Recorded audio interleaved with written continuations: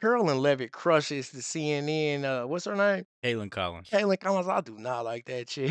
At all. I'm talking about destroys her in this press conference, you know what I mean?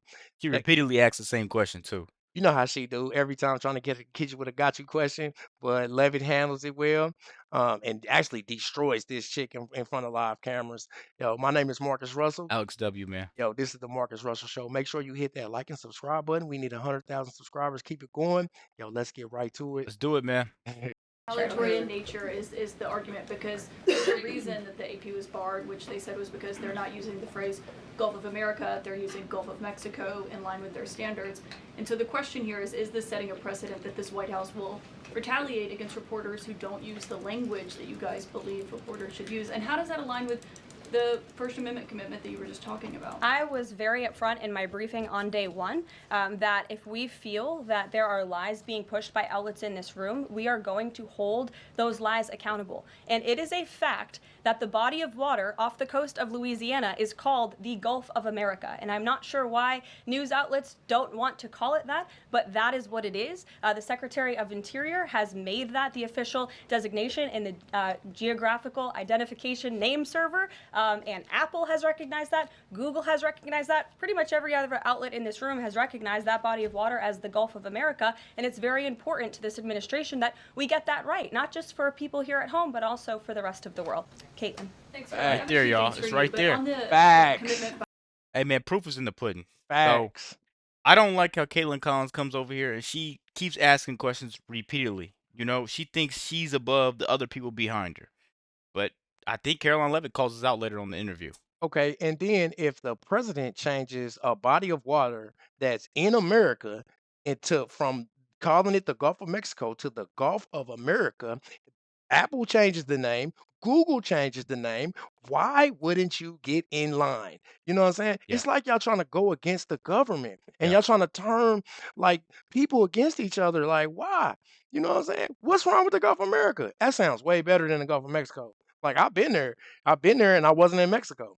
I was in America when I was at the Gulf of Mexico. So like I love the Gulf of America. Like, why wouldn't you want to get in line? It's annoying.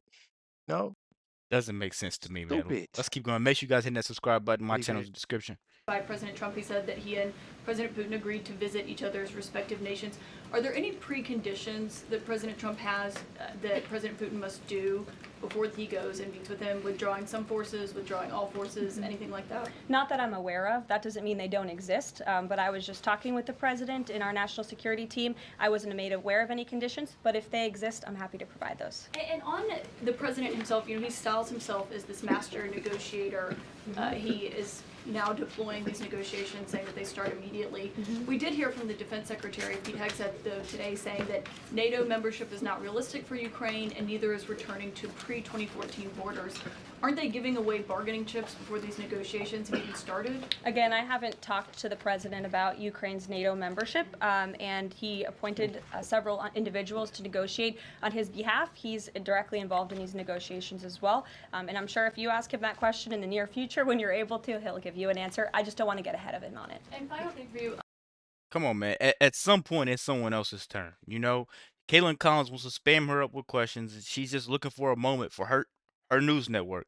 She needs to let other people have a chance to talk. It's like 50 other reporters in there. You know, like just give someone a chance, man. I'm getting tired of this, but I love Caroline Levitt. She's patient. She's able to answer these rude questions And or absurd questions, and she just articulates herself very well whenever she swear speaks. to God, and I don't like questions that threaten the integrity of like politics. Yeah, Like if you ask like where do we hide our bombs? Like yeah, I'm like I'm not going to tell you.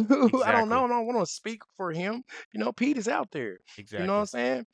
saying? Marco Rubio was already out there. Yeah, You know what I mean? In Russia dealing with the Ukraine situation. You know, and then the fact that Trumpito was cool with Putin, it's like now you want to say that he's a dictator. Nah, he's cool with other politicians on the other side of the world. Y'all never exactly. was cool with him. And you could never talk to him. Couldn't, No other president could ever talk to him. You know? couldn't. Let's keep going, guys. That part. which White House official made the decision to bar the AP reporter from the Oval Office? and the diplomatic reception room last night? Well, first of all, let me just set the record straight. It is a privilege to cover this White House. It's a privilege to be the White House press secretary. And nobody has the right to go into the Oval Office and ask the President of the United States questions. That's an invitation that is given. And there are hundreds of outlets on this campus, many of you in this room who don't have the privilege of being part of that pool every single day and getting to ask the President questions. We reserve the right to decide who gets to go into the Oval Office, and Exactly. you all have credentials to be here, including the Associated Press, who is in this briefing room today. But isn't it retaliatory in nature is the argument? Because She's still going. Still the going, reason yeah. The AP was barred, which they said was because they're not using the phrase Gulf of America, they're using Gulf of Mexico in line with their standards. And so the question here is this setting a precedent that this White House will retaliate against reporters who don't Same use question the she asked language that you Yeah. guys believe reporters should use? And how does that align with the First Amendment commitment that you were just talking about? I was very upfront in my briefing on day one that if we feel that there are lies being pushed by outlets in this room, we are going to hold those lies accountable. And it is a fact that the body of water off the coast of Louisiana is called the Gulf of America. And I'm not sure why news outlets don't want to call it that, but that is what it is. The Secretary of Interior has made that the official designation in the geographical identification name server. And Apple has recognized that. Google has recognized that. Pretty much every other outlet in this room has recognized that body of water as the Gulf of America. And it's very important to this administration that we get that right, not just for people here at home, but also for the rest of the world. For the Sure. world. Thank you, Caroline. The prisoner exchange with Russia coming at Finally, the same someone time new. as the president is now announcing negotiations to end the war in Ukraine. The timing of that is hard to ignore. Was Ukraine discussed as part of this prisoner swap? I was not involved in those discussions, so I can't comment on whether that came up or not. What I can say is that this was a very good deal for the United States of America and for the rest of the world. As you know, we have confirmed that the Russian who will be returning home very soon, Alexander Vinnik, was a non-violent crypto criminal, and as part of this exchange, he has forfeited more than $100 million that he obtained in that illegal crime. And in exchange, of course, we got Mark Fogel, who is a middle school teacher who kissed the American soil, but kissed the ground last night when he returned to the United States of America. It was a great deal and a great day for our country, and I think everybody, regardless of political affiliation, agrees with that. And was Russia Really quick, guys, you have to respect. If Caroline Levitt doesn't know the answer to a question, she's going to tell you she's either doesn't know or she wasn't briefed on it. You know, I don't know why CNN, this woke network, gets to sit front row and spam questions nonstop. You know, it's completely biased, and she's not going for it. I think at this point, politics is just a hustle. Yeah. You know what I mean? It used to be a time when like the people who were journalists literally wanted to get answers so they can convey them to the people. Exactly. And so now that the journalism and politics are both hustles, like people just don't want to play. But I want to say this before we keep going. America used to be called the United States of Commerce. Yeah. You know what I'm saying? A million years ago. So like if somebody was a journalist, called themselves a journalist, and they continue to call America the United States of Commerce and not the United States of America, then they couldn't be respected journalists when we haven't been called that. It's the same way with the changing the name from the Gulf of Mexico to the Gulf of America. You know what I'm saying? You should respect the new name. It's not like we haven't changed. You know what I'm saying? The Louisiana Purchase was something different before it even. Come on, do your history, y'all. Come on, You know, man. Especially if you're gonna call yourself a journalist, please at least speak have the some facts. Yep, have some facts. Let's keep going, man. Period. End the video out. Make sure you hit the subscribe button. made aware ahead of time of the parameters that the administration and Secretary Hegseth was going to be announcing today? The NATO perimeters? Yes. I'm not sure. You'd have to ask Secretary Hegseth in the Defense Department on that, since he announced them. Jackie. Thank you, Caroline. Just to be clear, so when we're listening for a shift in position on U.S. policy, should we only listen to the president and maybe not the Secretary of Defense? Because what he outlined today would represent a shift in U.S. policy. I'm not saying that. I'm just saying I speak for the President of the United States behind this podium, and I will let him discuss that. Can you tell us any more about the next hostage releases? I understand another American's coming out today. Sure. I'm glad you asked. It speaks to President Trump's deal-making ability, and we can confirm the safe release of one American and two individuals from Belarus, one of whom worked for Radio Liberty, only. Out of respect for the privacy of these individuals, their request, we have no further details to announce on their identities, but we can confirm that one American was released today, and it's a remarkable victory on the heels of Mark Fogel returning to America last night. Hundreds of hostages have already been released, and he's only been in office not even a month now. Yeah, Biden was doing this for years, and nobody came home. exactly. So I don't know why they have a problem with somebody's finally getting it done. Okay, and then they want to keep on trying to say that Trump and little Marco Rubio's policies are different. You know what I'm saying?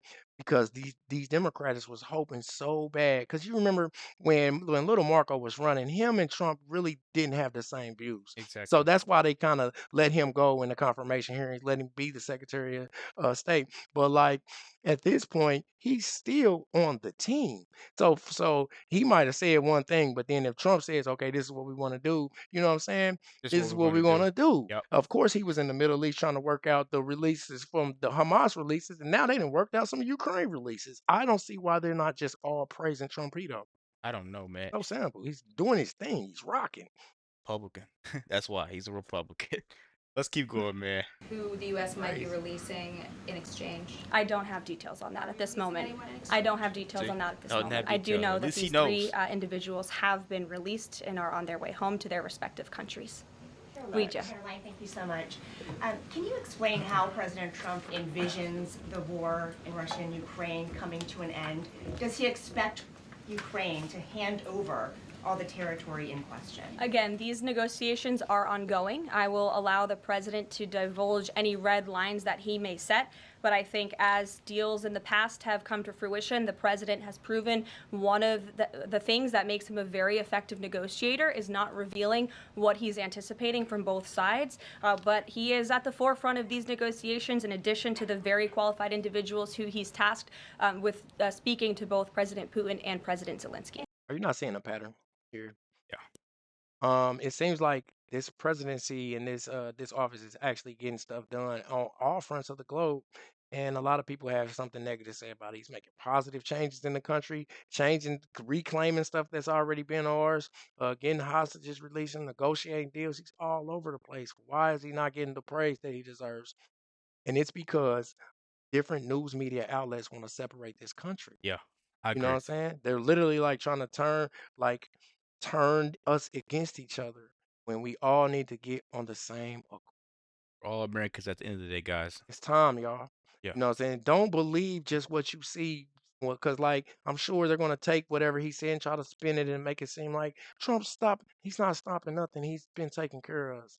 You know, if you find some evidence that says otherwise, point it out to us. But right now, no president that has been around since I have been alive has done more than Trump has done, Exactly. In a short period of time. especially in this short. He's making it happen. And why not call it the Gulf of America since that's what it's called now? And that's what it is. So, yo, It, get in it, it, line. it's been our space, man. So let us know what you guys think, and please, please let us know what you guys think about the Gulf of America. Yeah, for real. We're going to speak on it. And check out my channel description, man. We Make sure out. you hit that subscribe button.